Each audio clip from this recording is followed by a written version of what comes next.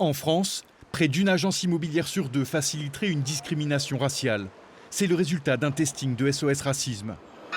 Nice, territoire en forte tension immobilière, ne fait pas exception. Nabil Jaoudi se souvient du premier propriétaire qui lui a demandé de trier les candidats.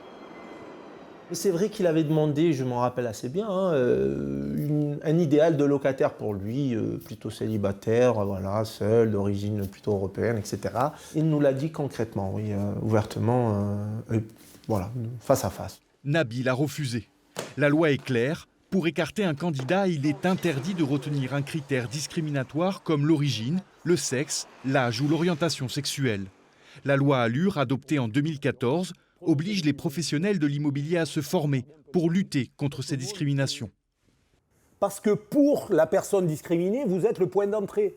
C'est vous qui avez pris son dossier et qui ensuite l'avez remis au bailleur. Si on vous demande de faire des choses illégales, que vous les acceptez et qu'il y a une condamnation du propriétaire qui vous les demande, vous êtes complice. L'idée, c'est faire vraiment de la pédagogie et de la formation pour donner à nos adhérents des guides d'entretien, des moyens pour essayer de déminer au maximum les demandes de discrimination qui leur seraient faites par des clients.